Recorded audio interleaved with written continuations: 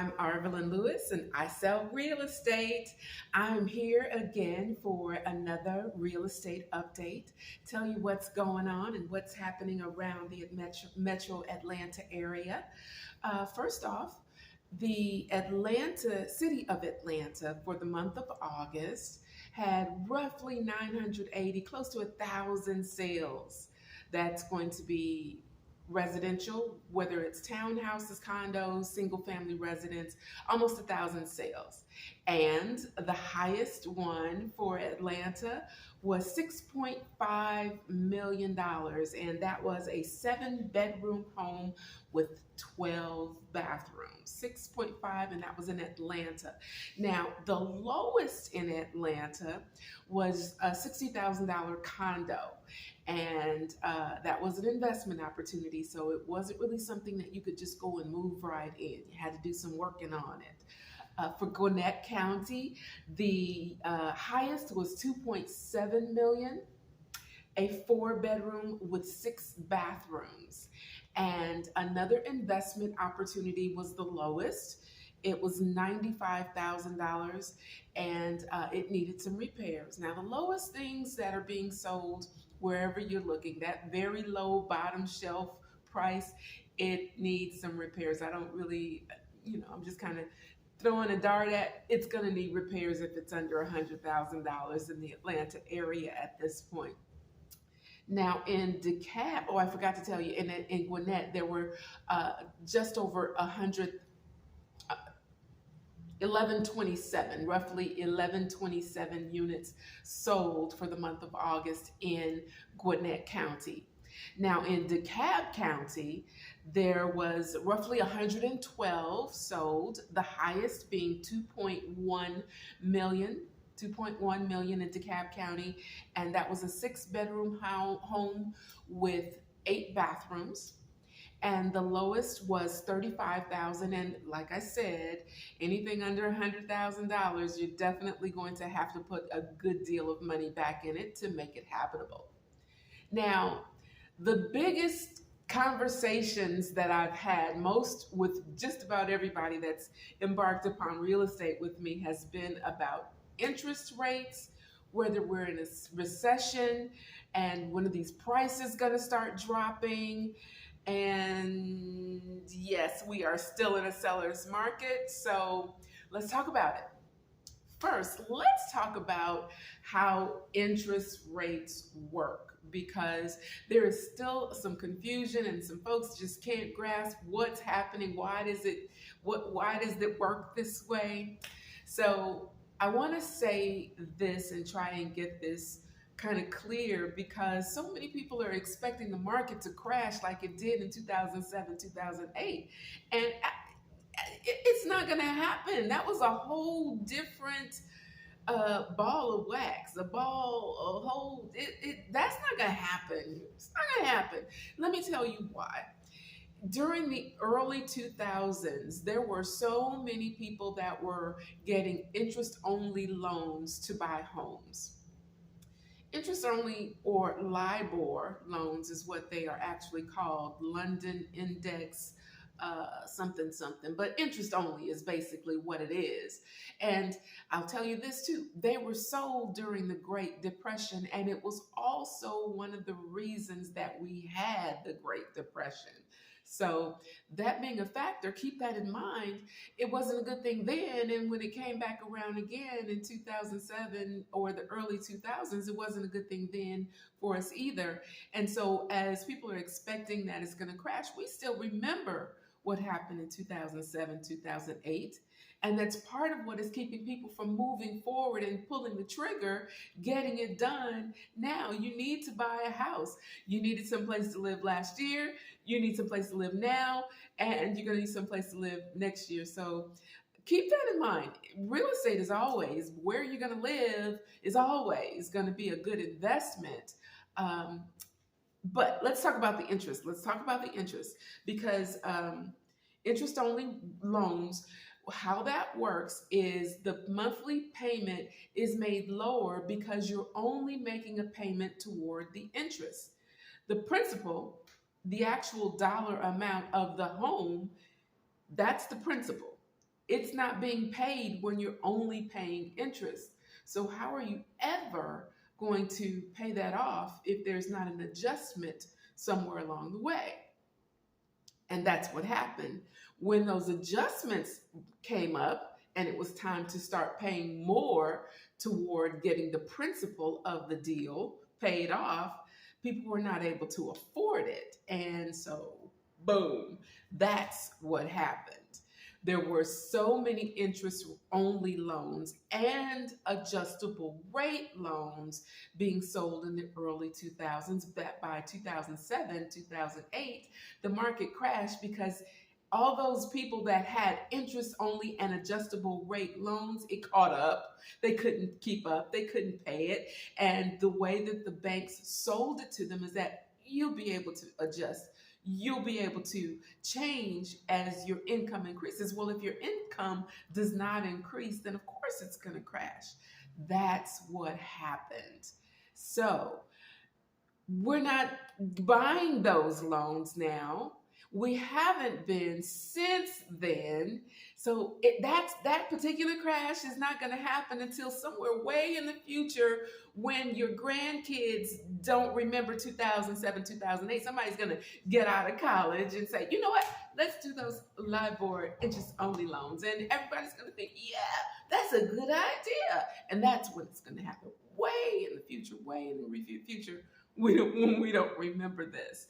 So that's why I say with great confidence, the crash that you saw in 2007 and 8, that is not going to happen. So if you're sitting on the fence waiting for that, get off and get you a house. Now, let's talk about how the interest rates are actually established, because some are like, well, what just happened? It was so low and it has been so low. It really wasn't. See, what happens is the banks sell you a loan, sell me a loan, based on what the Federal Reserve rate is.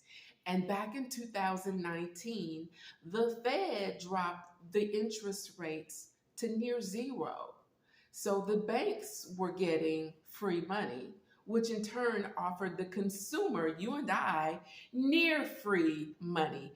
And that's what the great frenzy of the last 2.5 years that we've been seeing of people buying homes like crazy, like, oh my God, I gotta get one. Well, yeah, they really did need to get one because some people got interest rates at 1%. That's unheard of. Yeah, at nearly 1%. And so it made sense for people to pay above the asking price because they were getting free money, you know? The interest rate was nearly free. So what the banks are offering the consumer is based on what the rate from the Federal Reserve is. You ask me, is it important who you vote for? Yes, this is one of the reasons that it's important who you vote for, because the feds the government establishes what the interest rate will be on the products that we consume. Yes, because we're buying stuff from, when we get a car, the feds establish the rate at what we're going to buy it. So it's important. So now that we understand why we're not going to see a crash like we did in 2007, why the interest rates fluctuate, because they do, based on what the Federal Reserve is offering. And my colleagues coming back, hey. And so that's why the interest rates fluctuate. Next, the recession. Everyone is saying that we're in a recession, and we're not, because there are a couple of things that are important for it to actually be a recession. And one of them is the unemployment rate. It's really very low at 3.7% right now. As of August 2022, our unemployment rate is at 3.7. That's pretty low. And for it to actually be a recession, the unemployment rate would have to be much higher. The other thing for it to be a recession is that cost of goods would have to be so unbearable that we stop consuming them, we stop buying them. And by the way, have you noticed the price of gas has come down? It has in Georgia anyway. I don't know where you may be listening from, but in Georgia, the price of gas is kind of low. It's kind of, well, for what we were seeing 6 months ago, it's kind of low. So, yeah, we're not in a recession. We're just not in a recession, largely because the unemployment ratio is 3.7%, and it really needs to be much higher for it to actually be a recession. Now, in a seller's market, I'm jumping on to talk about what a seller's market is. So we are in a seller's market, and I know that we're in a seller's market because we have more buyers who are looking to purchase homes than we actually have sellers. And as long as we have sellers that are exceeding the buyers, then we're still going to have a little push and pull on who's going to be able to control the sale of an individual home. So yes, we are seeing some sellers who are willing to work with you on the price of the home. There are sellers who are working with you on closing costs, because if you're getting a loan, the closing costs are really yours. As a buyer, the closing costs are for you because you are getting the loan. It's not up to the seller to pay for your closing costs. So because it's not as crazy with the interest rates being low like it was last year, the sellers are more apt to work with you because they don't have 50 offers on the table. Now, that's only in certain areas. I want to be clear about that. Not every area is really out of that crazy frenzy. You can still find areas where consumers have 10, 15 offers on one house. It depends on what they've priced it. Now, speaking of prices, some are saying, well, I'm seeing prices come down. Well, yeah, you will see prices come down if you put a price on it that's too high to begin with. Of course, if you seriously want to sell your house, it's important that you put the right price on it to begin with. Remember, we don't have the crazy frenzy of people paying above the list price like we did a couple of months ago. So the prices may not be escalated above the asking price, and because we don't have as many buyers because they've been kicked out by the increased interest rates, might want to work with you a little bit. But it is still a seller's market because there are more buyers than there are sellers. Now, that's what I had to present for you today, to just bring you up to speed on what the interest rates in the seller's market and, basically what the real estate market is doing in the Atlanta metro area right now, bringing you up to speed.